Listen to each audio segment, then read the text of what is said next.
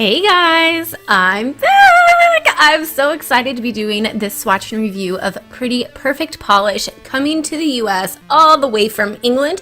I have 4 to share with you today, and the first is my favorite out of the 4. This is called Edge of Abyss. This is an emerald green scattered holographic polish with a flash of a pinky purple shimmer to it. I did a terrible job catching that shimmer. But on this first coat here, you will see that it does apply quite sheer. For the first go around, I was expecting such a deep color to be much more pigmented, but I will tell you right off the bat, I'm not mad at the fact that it's not a one coat green. Green has a tendency to stain many people yellow, and because of the lack of pigment, specifically on this first coat, you are less likely to get staining. These are a tiny bit on the thinner side as far as the formula is concerned, so you do need to be mindful of that and keep your brush wiped off, which you will be seeing coming up for a different color. But this second coat here goes on so smooth and so effortlessly, and it is completely opaque for me in just those 2 coats. As you can see, I'm playing around with my C curve there. If your C curve isn't as strong as mine, you won't have any issues whatsoever.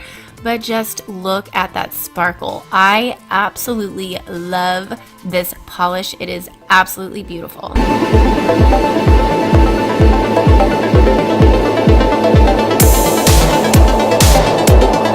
Going into the second polish, this is called Rainbow River. It is a linear holographic, meaning that the flare of the holo pigment in this polish is going to be like a flame.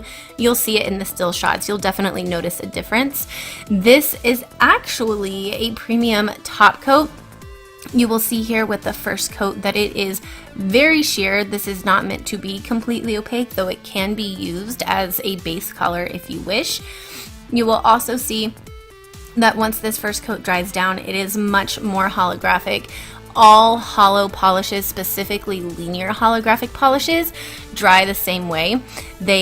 You still need a good glossy top coat to bring out that shine, but as the polish itself dries, you will be getting more of that holo flare or flame, however you want to call it, within the polish.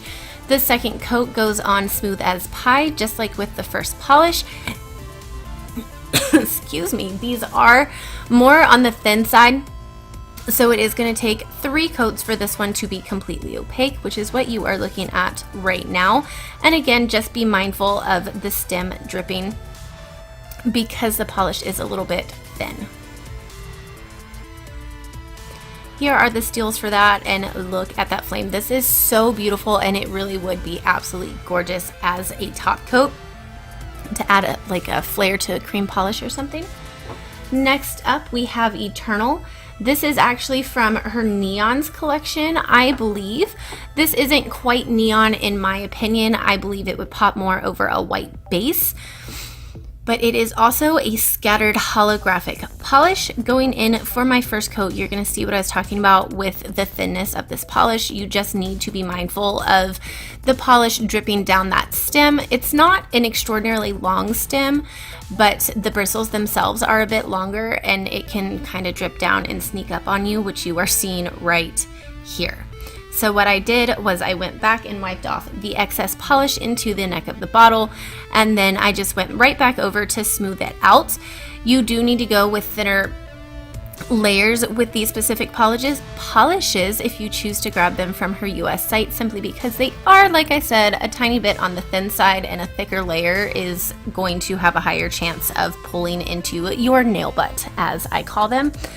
Going in with a second layer, this completely brings this one opaque for me.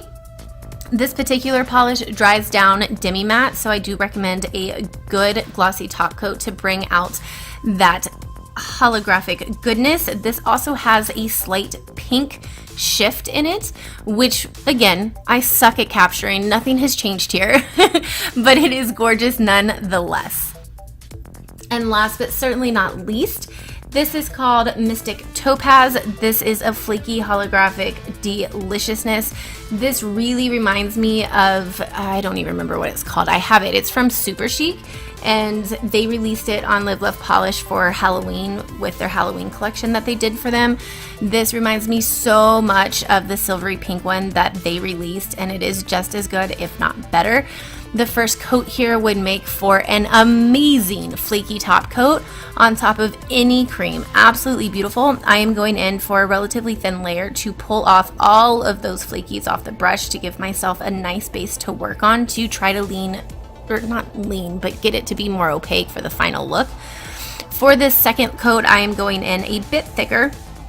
Out of the out of the 4 polishes that I was sent to swatch for you guys today, this one has a thicker formula than the other 3, which lends itself to being able to build up those flakies and the tiny holographic particles to be more opaque for a base, if that makes sense. This third coat here will be my final coat for this look. Again, going in a tiny bit thicker. These apply so smooth, and I will tell you, to take them off, it does not take an act of God. It took a little bit more scrubbing than a regular cream polish would, but they did come off very easy, nowhere near as difficult as a glitter polish, just for example. This didn't go completely opaque, but this would make a gorgeous base for nail art. Just like that macro. I love it so much. I am such a flaky whore at heart. I can't help it. But that is it. That's all that I have for you guys today. Don't forget to check the description down below. I will link both her British site and her American site so that if you are from either or, you can grab them. Don't forget to thumbs up and subscribe, and I will hopefully see you guys with art next. Bye guys.